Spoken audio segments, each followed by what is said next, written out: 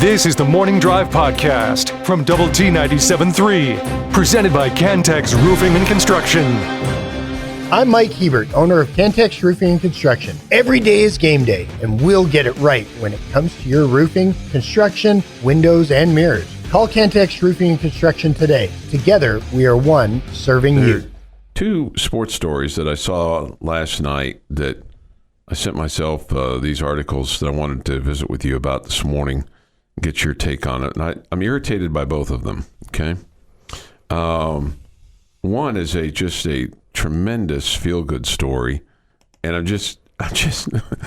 I'm dumbfounded as to what happened to him, okay? His name is Drew Maggi. He makes his major league debut at age 33 for the Pittsburgh Pirates. He has been a career minor leaguer. He's played 1,155 games over 13 minor league seasons. He was called up by the Pirates earlier this week. He was put into the ball game on Wednesday night, which was last night, as a pinch hitter in the 8th inning. He struck out in his lone at bat. Pittsburgh beat the Dodgers 8-1 at PNC Park. He pinch hit for Andrew McCutchen with one out in the 8th. He received, and this is really cool, because they understand. These guys understand the travel this guy has gone through. 13 years, 1,155 games. His teammates gave him a standing ovation when he went to the plate. That's cool. That is cool. So did the, quote, sparse crowd. The first pitch he saw from Alex Vesia was when he hit foul. And then... Then he was called for a pitch clock violation by home plate umpire Jeff Nelson. So he's down 0-2. I mean, the guy has spent 13 years to get to this moment. Okay, and I haven't seen the at bat, so I don't know that he was lollygagging or what. But I mean, just think about it: 13 years to get to this spot, and some umpire calls him for a pitch clock violation. Strike two! I just thought it was a bit much. He then fouled off another one and then took a ball before striking out swinging. He said this. He said, it's the best strikeout I've ever had. He had a good attitude about it, but I just felt like, are you freaking kidding me? A pitch clock violation for a guy that's persevered to get to this spot, right? There's no grace. The pitch clock violations kind of feels like they just don't have a feel. It is or it isn't, and I guess that's the way it's supposed to be. Yeah.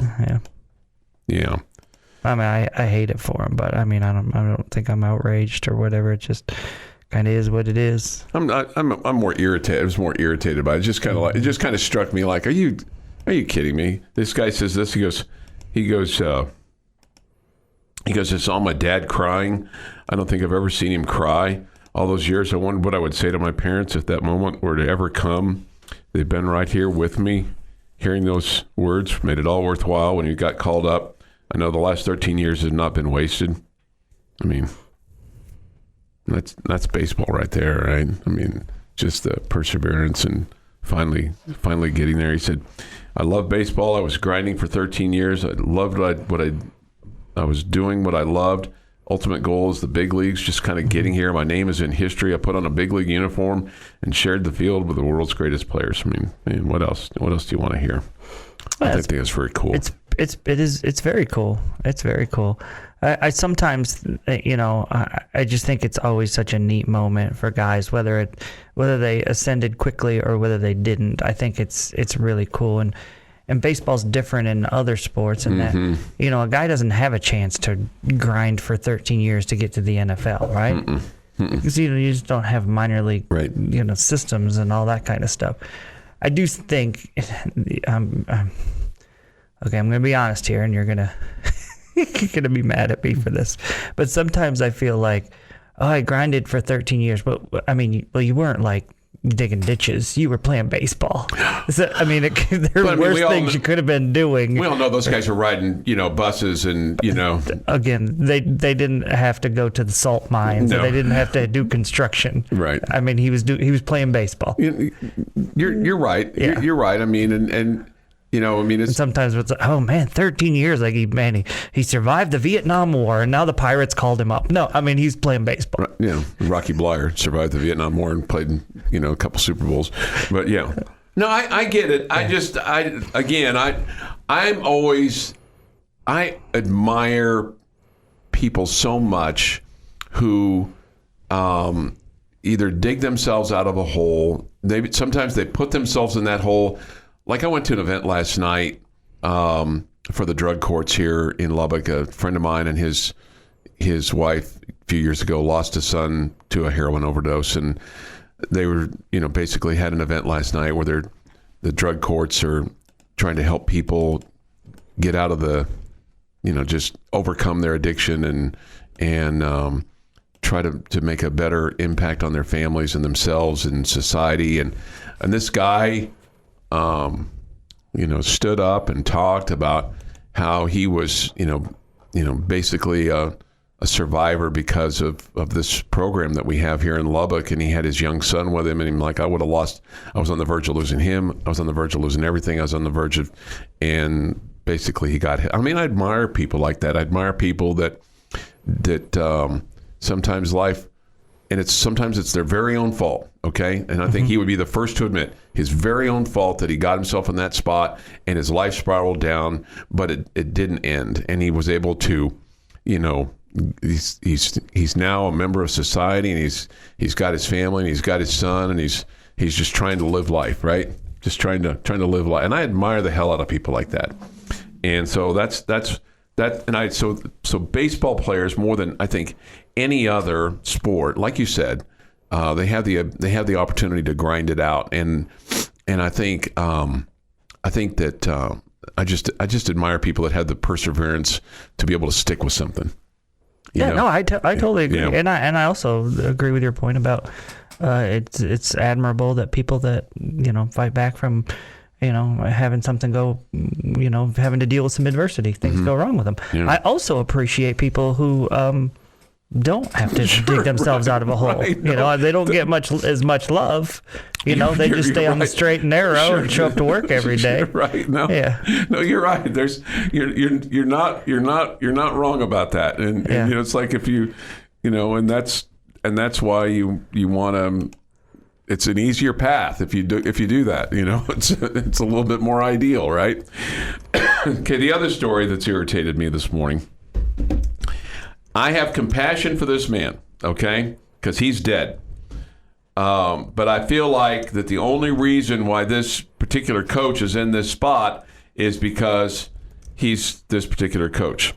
Jim Boeheim has agreed to settle a lawsuit against himself and the university, the survivors of a guy named Jorge Jimenez, who died in a February 20th, 2019 crash on an icy highway in Syracuse, have agreed to settle and requested the terms of the settlement have remained sealed. So basically what happened, Jimenez was a passenger in a car that had skidded on an interstate and hit a guardrail.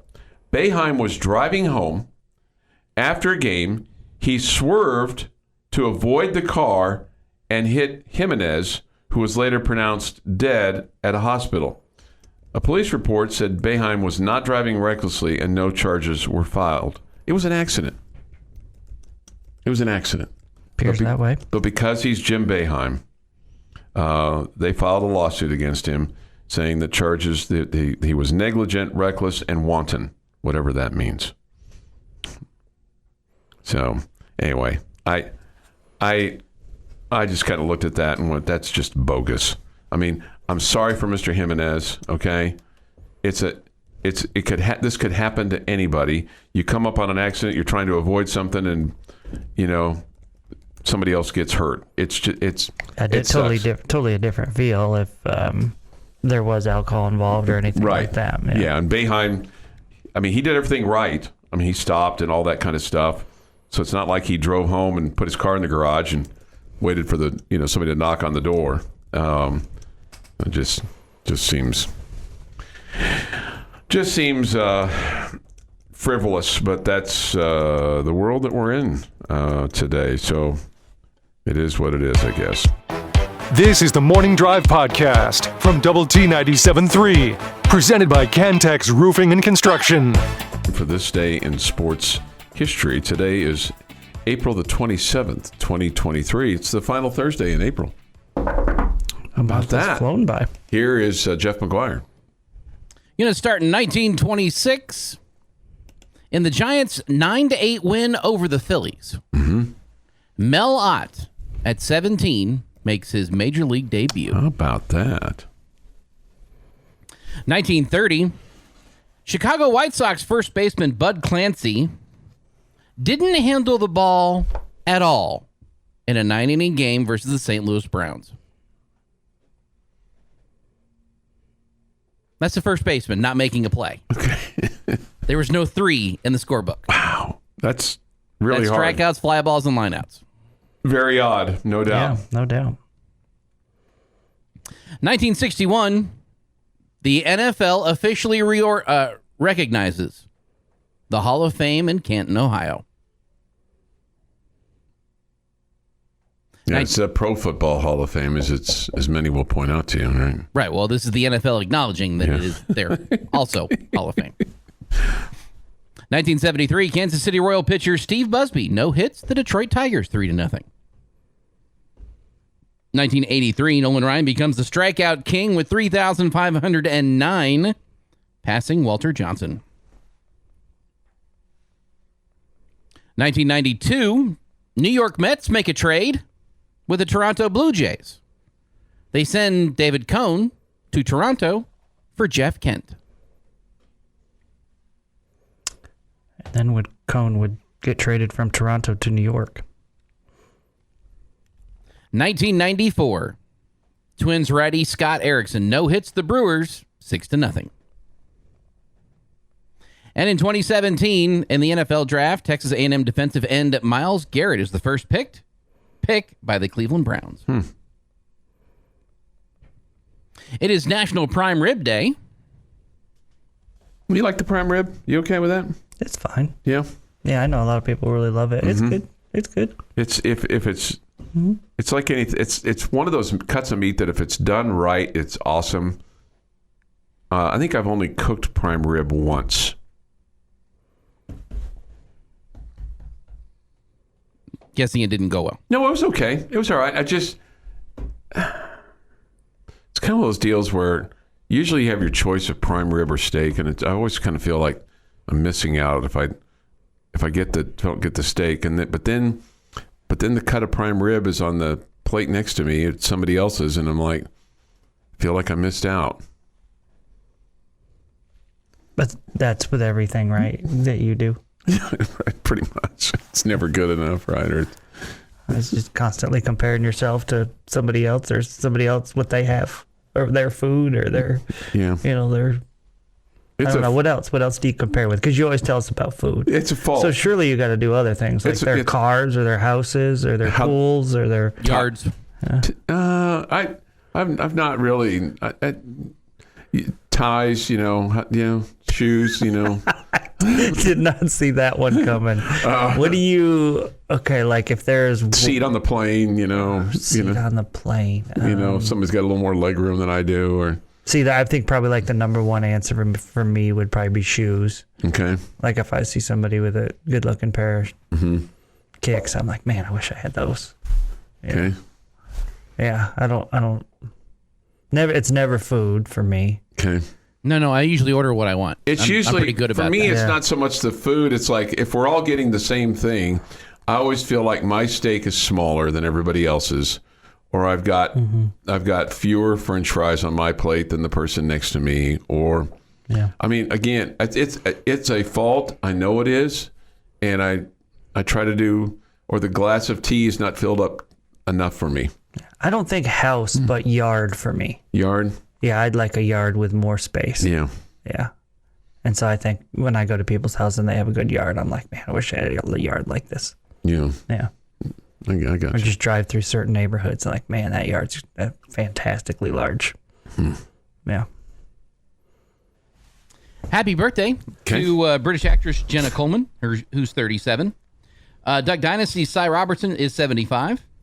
Corey Seager, 29. Keenan Allen is 31. And George Gervin is 71. Iceman. Yes. And on this day in 1773, the British Parliament passed the Tea Act, a bill designed to save the faltering East India Company from bankruptcy by greatly lowering the tax it paid to the British government and thus granting it a de facto monopoly on the American tea trade. Because of all legal trade entering the colonies through England, allowing the East India Trade Company to pay lower taxes in Britain, it also allowed it to sell the tea more cheaply to the colonies. Even untaxed Dutch tea, which entered the colonies illegally through smuggling, was more expensive than the East India Trade Tea after the Tea Act took place. Now, the British Prime Minister, Frederick North, Lord North, who initiated the legislation, thought it was impossible that the colonists wouldn't protest cheap tea. Boy, was he wrong. Many colonists viewed the act as yet another example of taxation tyranny precisely because it left an earlier duty on tea entering the colonies in place while removing that duty on tea entering England. And that is this day in sports history. We have a little party after that. A little bit. Took a little bit of time for that ship to cross the ocean, and there was 3 of them, so, it took a little bit of time. That'll That's be a coming. December thing. Okay, that's a December thing. By the way, do you have any idea who the 3,509th victim was for Nolan Ryan? I don't know that this name sounds familiar. I can't tell you he's not a household name, but I don't think of him as a guy that. I think I'm remembering his name for a different version of his name than this particular person. You want to take a guess? No. Okay. He played for Montreal, Montreal Expos. Brad Mills was his name. Brad Mills in 1983. I only remember the Cleveland Cavalier, Brad Mills. Okay, maybe that's what I was thinking of. Okay. Was that Brad Mills? Seems like to me there was a Red Raider named Brad Mills, but I may be wrong about that. There's been plenty of Red Raiders named Brad, but I was thinking there was a Brad Mills, but I may be completely wrong about that. 6:52 this morning here on the Morning Drive. Thoughts, comments, Yates Flooring Center chat line. Oh boy, his career ended rather abruptly, although he'll be paid handsomely. Be interesting to see if anybody picks him up or if he gives himself maybe a little time to rehab or something. But Madison Bumgarner was released yesterday by the Arizona Diamondbacks. He is now been designated. He was designated for assignment on April the 20th, which gave the team 7 days to trade him or place him on waivers. Bumgarner wasn't claimed and now consigned with any team for a prorated share of the $720,000 major league minimum. He's just 33. Obviously, had an outstanding career with the San Francisco Giants, but has yet to live up to the $85 million 5-year deal that he signed in 2020 with the D-backs. So, I mean, he won 3 World Series with the Giants, and was like awesome doing it. He was awesome doing Amazing. it. Yeah, and maybe his 2014 World Series was the best, where he came in Game 7 and pitched 5 innings, for the Giants to win that series. But his career got summed up, I think, the best way possible. And it was somebody on ESPN, I think, that said this. He is the baseball version of Eli Manning. Really good quarterback for the regular season. Phenomenal in some playoff runs. Like, untouchable in playoff runs. And that's kind of how Bumgarner was in the regular season. He's not like Kershaw or, we could go through Ohtani or 100 other pitchers that we could list. He's a good, solid pitcher, someone you would want in your rotation. But he was absolutely phenomenal in a couple of playoff runs. That's funny. When we started talking about him, I, in my mind, he's like the Eli Manning of baseball. did you really? Yeah. Okay. I really did. Yeah. Like, because he's pretty good in the regular season, and then he had some great runs that just completely changed your opinion of him because he was awesome when it mattered most. 134 and 124 is his career record, an earned run average of 3.47, 2,070 strikeouts, four-time All-Star. I'll bet you the Rangers pick him up. Seems like that's what they do. Who knows? Maybe he could... You got a manager that has some history with him and all that good stuff. Yeah, that's right. And, you had one guy go down already this year for the rest of the year, so there's a potential hole in your rotation for him.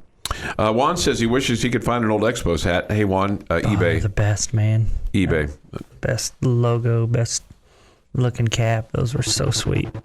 Your daily dose of sports and fun. This is the Morning Drive Podcast from Double T 97.3, presented by Cantex Roofing and Construction. The extravaganza that we have every day for 3 hours from 6 until 9 a.m. So hope that you can just sit back and enjoy everything today here on Double T 97.3 and Double T 97.3.com. The NFL draft is tonight. Cowboys will select 26th. We'll have coverage of the NFL draft at 6 o'clock from the Dallas Cowboys War Room. This is where you start hearing about war rooms and things like that. You get the live look in, okay? You see the wheels turning inside these various professional football organizations. See who's all there. I would love to be in a war room. I think that would be... I would have a hard time probably keeping my mouth shut because I'd probably try to offer some advice. Yeah, I think everybody that's invited there is allowed to give advice, right? In the war room? Yeah, I mean, if you're in the war room, you're like in a... Oh, okay. Yeah, you're a guy that's a valued employee, probably. Right. Your opinion matters. Yeah. Wouldn't you agree, Jeff? I mean, they're not inviting fans to hang out, right? Right, yeah. No, you are one of the selected few. Yeah. I guess unless you're like one of the DallasCowboys.com like photographers or whatever. You probably have to mind your P's and Q's on that. Yeah, that guy doesn't get an opinion. No, he doesn't. Hey! I was watching film last night. I went to Texas Tech, and we really like that guy that we have, Tyree Wilson. You should take him. Right. He was taken 25 picks ago. Oh, my bad. Here's a mock draft from Todd McShay. I think he's a kind of a reputable guy. He's right there with Kuiper. They both. I mean, they study this stuff all the time. He has Bryce Young of Alabama going to the Carolina Panthers as the number 1 choice, and the number 2 choice. Here, I'll give it to you as it would be announced by the former commissioner Pete Rozelle. With the second pick of the 2023 NFL Draft, the Houston Texans select Tyree Wilson, defensive end, Texas Tech. That's your prediction? That's Todd McShay's prediction. Oh, okay. That's Todd McShay's prediction. That was just my imitation. So they're basically, and he does have a projected trade for the Tennessee Titans to move up to take a quarterback with the 3rd overall pick, C.J. Stroud. It's going to be real interesting to see how C.J. Stroud and Bryce Young, who's at Alabama, and then Will Levis, the quarterback from Kentucky, how they do kind of moving forward. I heard discussion this morning on Double T 97.3 comparing, that Will Levis is not maybe getting the props that he should. Kind of a Josh Allen kind of comparison to him. So the feeling, I think, that he's going to be better than what people maybe expect him to be. I mean, being picked by the Indianapolis Colts, I mean, that'd be a good spot for him because Frank Reich, I think, knows how to coach quarterbacks. He did a really good job. In previous places, he was quarterback himself. Mm-hmm. So that'd be a good spot for him. Sure. Another quarterback projected to go 5th is Anthony Richardson, the quarterback from Florida. As far as McShay is concerned, man, he has Jalen Carter dropping all the way down to number 9. Others have him higher. than this, much higher. And a lot of people have him higher than Tyree Wilson. Probably the one ding on Tyree Wilson is he fully recovered from his foot injury? Man, just a question mark that surrounds him. Yeah. So if he's 100% healthy, I mean, he's just got to go out and prove it. Frank Reich is now in California. Yeah, Carolina. You're right. That's my fault. They got a different coach now at Indianapolis. He was there. Yes, he was, but he's gone. But he's gone. He gone. He done did get fired. He done did get fired. Right. So Bryce Young will really benefit from Frank Reich's quarterback coaching. Sorry. Oh man. Sometimes you. What's going on when you're watching all those games on Sunday? I don't know. Sometimes they all just melt into one, Jamie. Sometimes they all just melt into one. The new coach for Indianapolis is Shane Steichen, Steichen. Never heard of him, but I'm sure he can coach because they picked him to be the head coach, right? There's been some coaches that have been, put in there in the NFL or NBA or Major League Baseball that ultimately ended up not being able to coach very well. Yeah, right. Jeff thinks the guy the White Sox had last year was one of them. He was a Hall of Fame coach. Right. At one point. Well, he is a Hall of Fame coach. Yeah. Not last year. He's still in it. They didn't take him out. Future Hall of Fame coach, undeniably. It was not last year.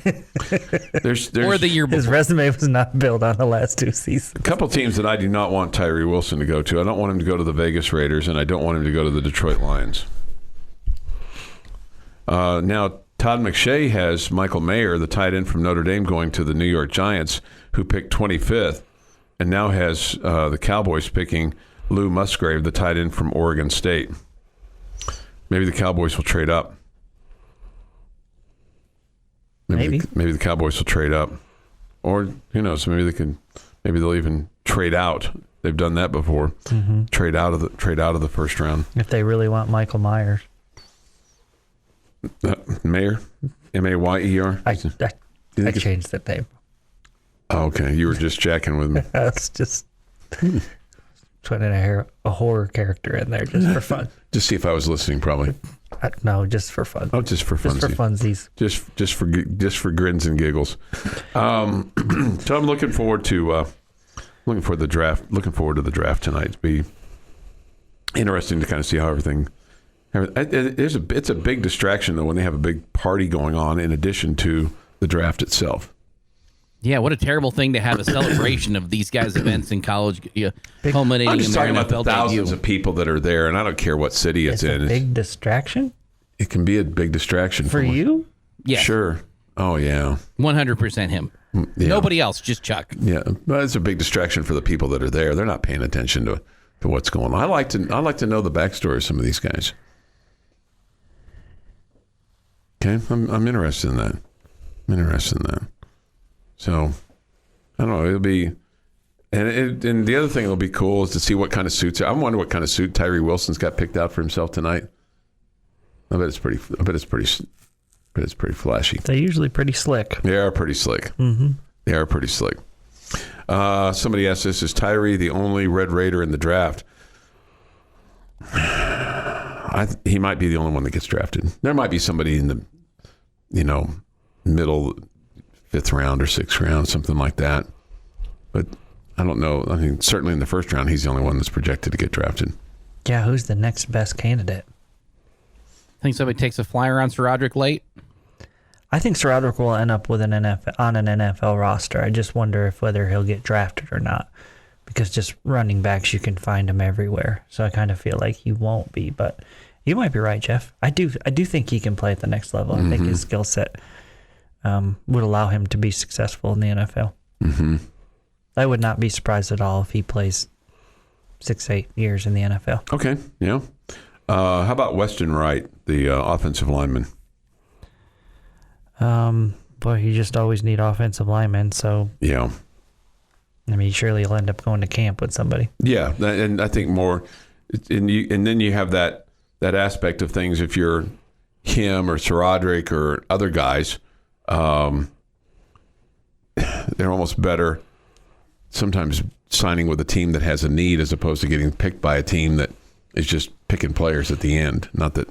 Well, you'd like to think the team that's picking players at the end still picks guys that they have a need for, Yeah. right? I mean, they're not going to draft. Oh, we got 15 centers, but let's take another one just because I did eeny, meeny, miny, mo. Right. No, I think they usually draft guys. I think the reason that you'd rather, if you're late in the 7th, not be drafted or whatever is because then you can pick where you want to go.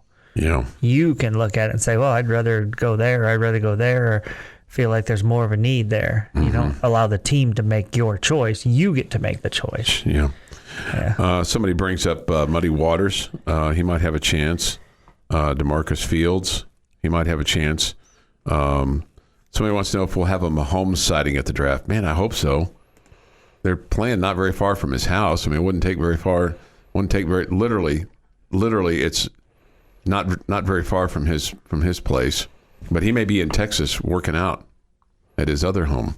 I think the guy's got homes in a lot of different places. Your daily dose of sports and fun. This is the Morning Drive Podcast from Double T 97.3. Presented by Cantex Roofing and Construction. Jamie's question of the day on Double T 97.3 is presented by Bizarre Solutions. Call them today for a free cybersecurity audit.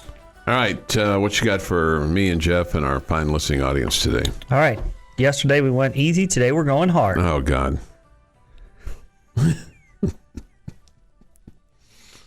Making us think on a Thursday. That's probably fair. You're mistaken what I mean. Yesterday we went with the 3 games that you were the most confident in on the Red Raider schedule. Okay. Today I want you to go Gotcha. for Red Raider football. I want you to tell me the 3 games you have the least amount of confidence in. Okay. That you feel like, again, like we talked about yesterday, at the beginning of the season, you look at the schedule and you're like, win, check. Question mark. Sure. That one's a loss. You go through. Okay. Who are the 3 that you think are the most likely losses? Most likely losses. All right, at Texas to end the season. I'm going to say at West Virginia. And then I have a quandary. It's a home game. It's either September 9th against Oregon, which I feel pretty good about, and then October 14th against K-State, which I don't feel good about. So I'm going to say at West Virginia on September 23rd, October 14th against Kansas State, because you haven't beaten them. Until you beat them, then you can't say that that's just going to be something that happens. And then the day after Thanksgiving at Texas on November 24th. Jeff? I will give them to you in order of appearance. You will take October 7th at Baylor, October 14th versus Kansas State, and November 24th at Texas. Run through those again real quick for Baylor, K-State, Texas. Baylor, K-State, and Texas. Wow, no Oregon on there. If Oregon was on the road, I could see it replacing Texas. I feel they're very close, but with it being a home game, I like our chances in that one better than at Texas. All right, number 1 most difficult one for me, I think, is Texas, the final game of the regular season. On the road. I know you've won down there a few times recently. That's great. I just also know that you've gotten hammered down there of late as well. So I feel like that one's going to be the toughest. The Oregon game, I think, equally tough team. I just think you're talking about playing at home compared to playing on the road. I think you're going to get a phenomenal atmosphere for that Oregon game. I think you're going to have a fan base that's really jacked up and excited for that game. So that's number 2 on my list. The third one is hard for me. West Virginia, I just don't think they're going to be a great football team. You've won some games there. You've lost plenty of games there too. But I just don't think they're going to be a great football team. I don't think Baylor is as well. TCU won the conference last year, in the regular season, I think they're going to take a step back. So for me, it's really home against Kansas State or at BYU that I look at and say those are going to be the toughest, because I feel like Kansas State was probably if not the number one, the number two team in the conference. If I were guessing the Big 12 championship right now, I'd put Texas and K-State in there. Okay. Just the unknown of BYU scares me a little bit. Mm-hmm. I just think sooner or later we're going to get Kansas State. So I'm going to say number 3 on my list is at BYU. At BYU. Yeah. Okay. All right. We get this from the Yates Flooring Center chat line: Oregon, K-State, and Evil Empire. Somebody wants to know, why would West Virginia be that much better this year? It's a hard place to play. I mean, traveling up there. Again, I know that you've beaten them. I know that they're not supposed to be very good. Maybe Neil Brown's on the verge of losing his gig there, and the only reason maybe he's still there this year is because of the buyout. But I would guess, am I totally off on this, that your record is nearly 500 on the road at West Virginia? Feels like we've won there a good amount of times. It's probably not as good as I remember, but it feels like you've won there a good amount. Yeah, no, that's probably true. Somebody says, why are you all so afraid of Texas? I think they're going to be better. I mean, They bring a lot back. They don't bring Bijan Robinson back, but they bring a lot back. Yeah. And he was the reason you won the game. Yeah. He fumbled. True. That's why I'm a little worried. He's not there anymore. True. Yeah. So somebody says this, Andrew does: I've already got airfare to Utah to go to the game. 3 super cheap 3-hour flights out of Lubbock. I can't wait. Awesome. Okay. Can I make you guys feel better about West Virginia? Sure. Your last loss there was in 2017. Oh. That's there. Mm-hmm. Keep that in mind. Your last loss there was 2017. Well, that just means you won in 21 and 19. Mm-hmm. So you've won 2 out of the last 3. Okay. Yeah. Somebody that says makes me that helps, Jeff. Yeah, it does. Yeah. Can you go back and tell me how wrong I am on the? It feels like you've won there about 50% of the time. That's kind of what I'm going through. Okay. But it was like Okay. win, and then we got the first loss. All right. And somebody points out that we are bringing a lot back, so not really understanding the Texas fear. Okay. Again, it's Okay. So I mean, Texter. Mm-hmm. I mean, who are 3 that you think are better teams that are more difficult games than Texas? I mean, none of us said you can't compete with them or you have no chance. Mm-hmm. But if you're picking out the 3 toughest teams, you got to put 3 on the list. I'm sorry, for me and I guess for all of us, the Longhorns are on that list. Which 3 do you think are better teams on Tech's schedule? Texter. Yeah. I'll hang up and listen. Hang up and listen. Okay. We talked about the Oregon game a little bit, and that will be a tough game. But I do agree with you. I mean, first of all, that's the first home game of the season, and I do think people are going to be supercharged.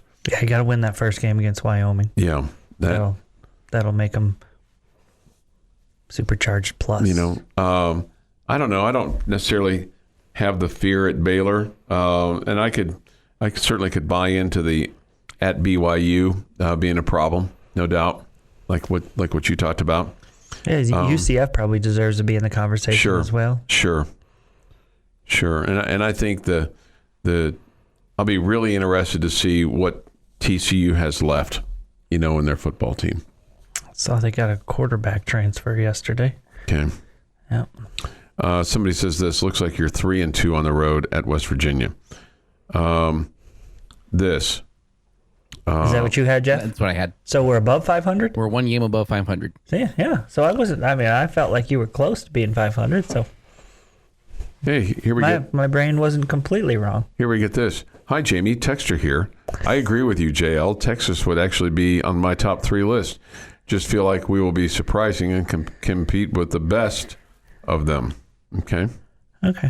Yeah. Well, can compete with the best with what we were bringing back. Yeah. I don't disagree with that. Yeah. I don't disagree with that. Yeah. But that doesn't mean that I don't fear Texas. I mean, I fear There's just, I mean, couldn't you, if you're going to be like a pessimistic Red Raider fan, you could look at every game and you could make a case, except for probably the Tarleton State game. Right? To be concerned about, Yeah, the reason, Wyoming, it's on the road, blah, blah, blah. You know what the weather's going to be like, blah, blah, blah. Oregon, well, they're 10-3 last year. West Virginia, man, it's a long way to travel, Houston, oh, man, they nearly beat you. They should have beaten you here last year. Oh, Baylor has owned you in recent years, right? Could go on and on and on. I can come up with reasons why we can lose to every one of them. Right. And then I could quit stealing my playbook. I could put my red glasses on, and I can tell you why we're going to dominate each and every one of these teams. 10-2 or 11-1, right, or whatever. If I'm putting my red glasses on, why are we not 12-0? Oh, okay. Why are we 10-2? I don't know. Oh, can't beat Kansas? No, you can beat Kansas. I'm not worried about that. Not worried about that. Those are different red glasses. Those are different. Those have the dollar signs in Crimson. the middle of them. No, not on the football side. Not on the football side. Crimson. That'd be crimson as opposed to scarlet. The Morning Drive podcast from Double T 97.3 is presented by Cantex Roofing and Construction. With Jamie Lent and Jeff McGuire. I'm Chuck Heinz. We come to you this morning, as we do every single morning and every single afternoon from the First United Bank studio, and look forward to hearing from you on the Yates Flooring Center chat line. Go to doublet973.com for that, or the mobile app. The Visual Edge IT hotline is open at 806-771-0973 if you care to have conversation. So you'll see in the NFL draft, which we will have Cowboy coverage at 6 tonight on 100.7 The Score. The Cowboys have the 26th selection. They are drafting in the 27th spot, but they'll have the 26th pick because the Miami Dolphins have to forfeit their first-round pick. Okay?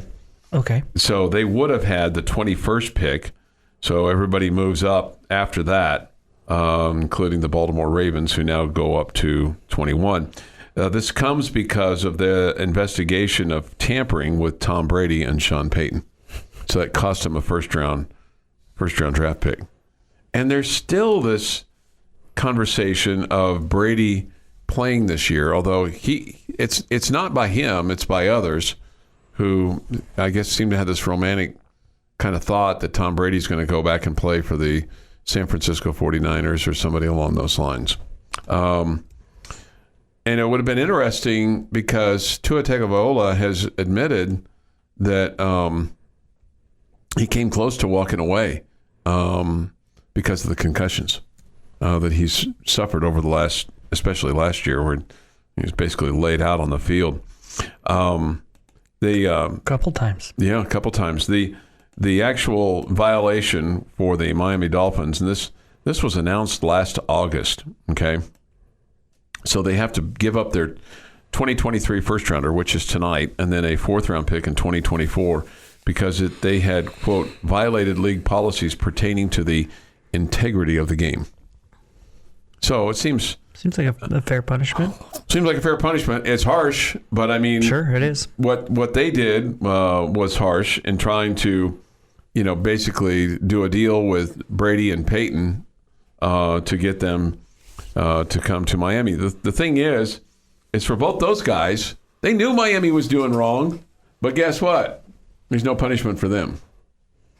Well, neither one of them went there.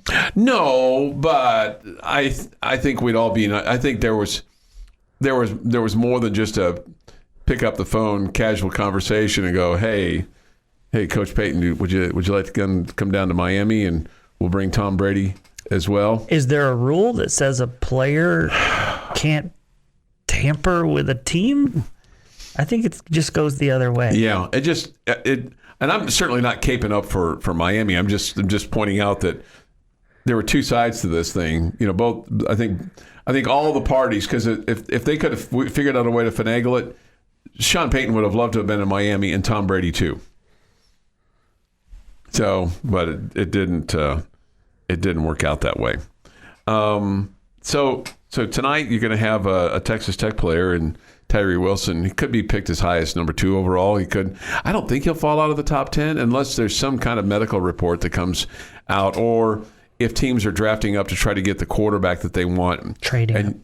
And then I'm sorry? Trading up? Trading up, yeah. The teams are trading up to try to get the quarterback that they want. And then, he kind of slips down. But, some recent selections. Eric Izukama went to the Miami Dolphins last year in the 4th round. Didn't really play a whole lot. I'm not sure he was ever activated. He was on the roster, but I think he was on the inactive list. And unless he was activated for the last game, That's surprising because it felt like he had the NFL body and talent to make an impact. Sure. So you don't know what was going on with practice or things like that. A guy who played in the Super Bowl last year, a special teams guy, Zach McPherson, was picked in the 4th round by the Eagles. Other recent picks in 2018, Kiki Kute went to the Houston Texans, and he's still bouncing around. He was a 4th round pick, but he's had injuries. Just hadn't been able to stay healthy. Yeah, I can't remember where he ended up. I want to say Tennessee, but I may be wrong about that. The 2017 pick worked out pretty well for the Chiefs. Patrick Mahomes, he went 10th. And then in 2016, LaRaven Clark, he went in the 3rd round, and he's had a very nice NFL career. He's made a really good hand for himself at that tackle spot. He was originally drafted by the Indianapolis Colts. And then how about in 2016 and for a 6th round pick, man, he was far better than as an NFL player than maybe that anybody predicted in Jakeem Grant. Great. He was picked by the Dolphins, now has been traded to the Bears. And did you mention Jordan? Signed with the Browns last year, but injured himself and missed the entire season. Had not Jakeem, correct? Yeah, Yeah. Jakeem Yeah. Grant. He's asking me about Jordan Brooks, and what's funny is Late 1st round draft pick. Yeah. right. He's not listed on this list here. Is it only offensive players that are listed there? No, defensive players.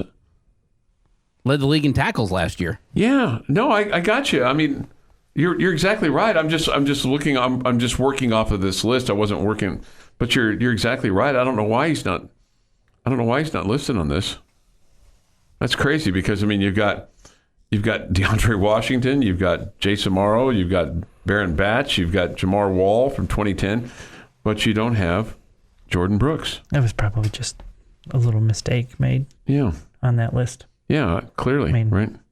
I know from being a part of this show, we're not used to mistakes, but oh no, but yeah, Jordan others Brooks, actually make them. right? Jordan Brooks.